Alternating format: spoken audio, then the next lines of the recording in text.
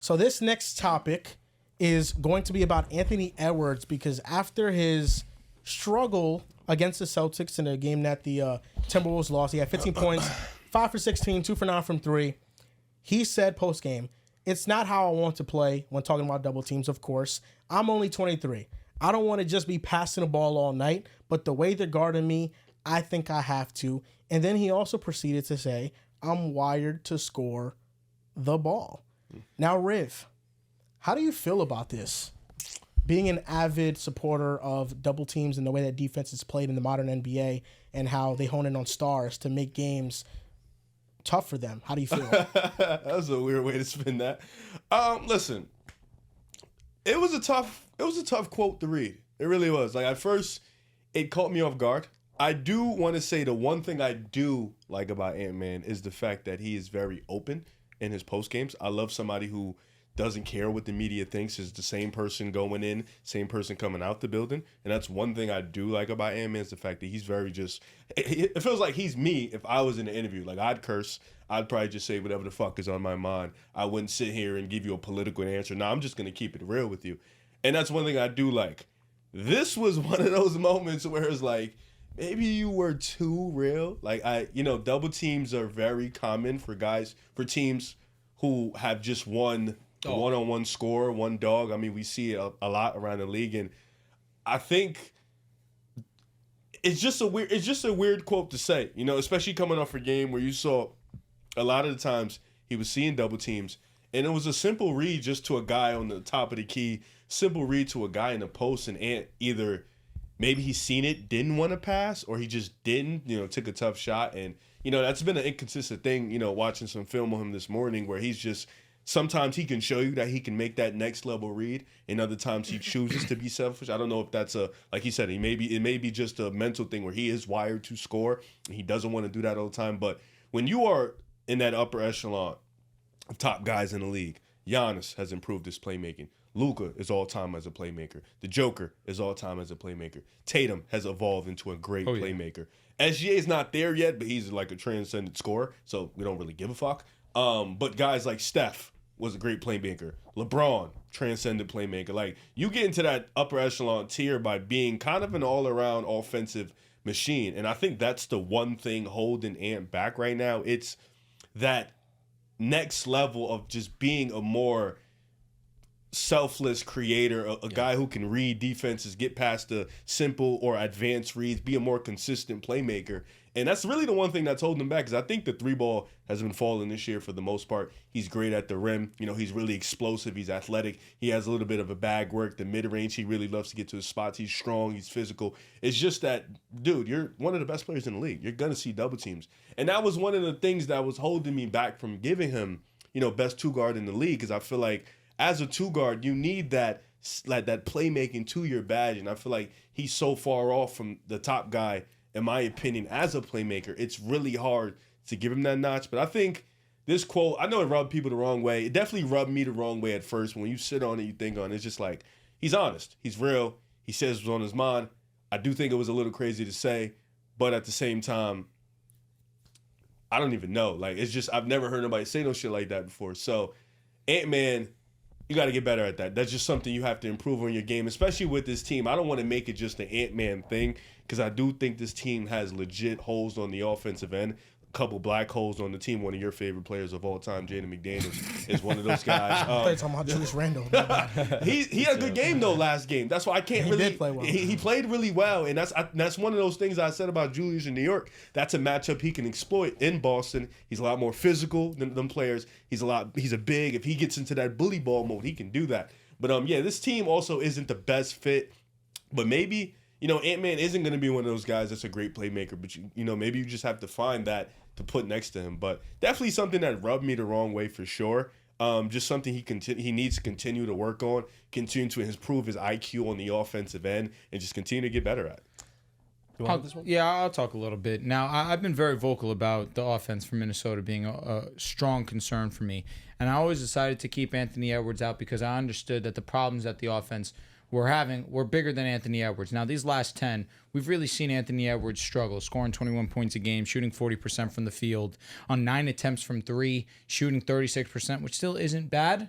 But of course, understanding that the lack of spacing that this team has, it's really brutal, especially when you consider the fact that we're not seeing Anthony Edwards get downhill as much this season. What he is elite at, or was elite at, was finishing near the basket and going downhill and finishing through contact. We haven't seen that as much this season for a couple of reasons. And I think that the main one is the lack of spacing and the fact that there are so many bodies that are now being hyper-focused on Anthony Edwards because I'll respect Julius Randle because obviously he'll have moments like he had in last night's game where you know that you have games that Julius can score the basketball, but he's the one you're worried about. Every single night, teams are game planning and trying to stop one person, and that is Anthony Edwards. When you go and you try and take away this elite trait of his, and you're forcing him now to be a jump shooter, the opposing team is winning. Whether you want to see it like that or not, whether the Wolves end up winning the game inevitably or they pull a close one out, if you force Anthony Edwards to take shots that are less efficient than his elite trait of finishing at near the basket and taking away those opportunities, the opposing team has won, and we've seen that more often than not so far this season. And again, I want to reiterate, I think a lot of their problems are bigger than Anthony Edwards. He's on a bit of a skid right now, but that's going to happen as you go through growing pains in an association. When you are the best player, when you are the number one, you are on a team that has a lack of spacing, and you've overcame that early on in the season when you were shooting the three ball at an unbelievable clip, shooting over 40% on an insane amount of attempts a game that we knew was unsustainable. But when you take away his ability to get near to the basket, that's definitely why we've seen him struggle the way that he has. But you can't be that surprised. No. Because you took away one of the best big spacers this game's ever seen away from him. And when there's bodies in the paint, he's making a business decision. I'm not going to forcefully get my way in there, but he could ease up the spacing on the floor or definitely alleviate some pressure if he were to become a better playmaker. I didn't have a problem with the quote because I thought the quote was taken out of context. He's candid. He is somebody that is going to be very honest with the media. And in the full interaction with the media, he also said, I think everybody else has been playing good besides me. I have to find a way to get myself involved in the offense by not letting the double teams take me out, and I'll figure it out. He's just being honest about he doesn't enjoy playing against double teams. Who does enjoy playing against? No, nobody does. If you ask any NBA player, do you like being double teamed? They're going to say no. Is that the reality of Anthony Edwards' situation? Yes. And he realizes that. He's just saying that he doesn't like playing against it. But he's going to figure it out because that's the reality of the situation right now. I think the lack of spacing around him is a big thing in why his game right now, we're kind of hitting a rough patch. But I do think that he needs to find better ways and he has to be more craftier in getting his way in the paint, because I'm looking at just some players that have more drives per game than him. Anthony Edwards this year is averaging 12.6 drives per game. RJ Barrett is at 14.9. Do I think the Raptors spacing is so much better than the Timberwolves? I really don't, especially with all the injuries they've had this year. I look at De'Aaron Fox. He's at 17 drives per game. The Kings spacing also isn't all that good. So if you are great at driving to the basketball, you're going to find ways to get inside the paint. I think what sucks about how Minnesota's constructed is that they don't have another ball handler outside of Anthony Edwards. That's another fact. So all of his offensive touches usually are coming off of him having the ball at the top of the key, where you look at Steph Curry, for example. It's harder to double team him because he's coming off of so much movement and so much screens. And that's how they're finding ways to free him up, and that opens up the offense.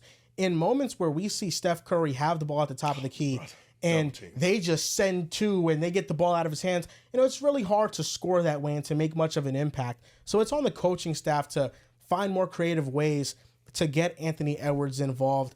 And I also think that what you said was correct. He has to improve as a playmaker and just making the simple stuff, just making the simple passes, because right now a pass that he still struggles with is he doesn't throw lobs. You know, Rudy Gobert can have a 5-inch size advantage over somebody in the paint, and there could be an easy lob opportunity, and Anthony Edwards is swinging it out to the corner. He just doesn't feel comfortable making that pass. So there are moments where Edwards can be much better as a playmaker, but to me, most of his inefficiencies come from him not being aggressive enough. He has to stay engaged and continue to find ways to have those go-to moves to get into the basket, because I feel like right now what he is very north and south player. He's either going to blow by you, maybe hit you with a crossover and get to the paint, but once that double team comes, if you wall off that lane for him, he's going to pass it instantly. Where SGA, when he faces double teams, he kind of keeps his dribble alive and tries to maybe one-on-one somebody with the post up to get them off them, and then goes into like a spin mid-range jump shot, where I think Anthony Edwards doesn't really have a go-to move. Like the go-to move would be the step back three, but in the mid-range, it's either he has an open shot or he's just shooting over the top of somebody, but he doesn't have a move really, like from the post, working there. That needs to improve in his game, and I think it will. I think this is a learning lesson for him. But, you know, nobody enjoys being double teamed, and I don't think the quote was all that bad. I don't read too much about into OKC, they don't turn the ball over, too. Like, That's a they fact. really do not turn the ball over. And SGA, he was one of the league leaders in drives per game, even before they got this spacing. It just goes to show you that, you know, spacing is a big thing, and it can open up the floor, but if you get to the basket, you're going to get to the basket. And Anthony Edwards right now, I just feel like he lets those things in his way too often. I was going to say, how many drives per game is John Morant averaging? Do they have the best spacing? No, he's also an elite finisher himself too. So it's like, if you have that trait, if you have that ability, utilize it. I know that They it's kind of do. spacing now. Yeah. It depends. In the on, past, on though, the they didn't have the best facts. spacing, and he had That's like Yeah, he's this still year. getting down there. Edwards is at 59% at the rim, 39th percentile, 40% from mid range, 47th percentile. The problem with him is that he's taking a lot of threes and he's making it at a pretty high, pretty efficient volume. But from the mid range, he's very inefficient, and driving the basket, he's been less efficient this year. You can attribute that to the spacing.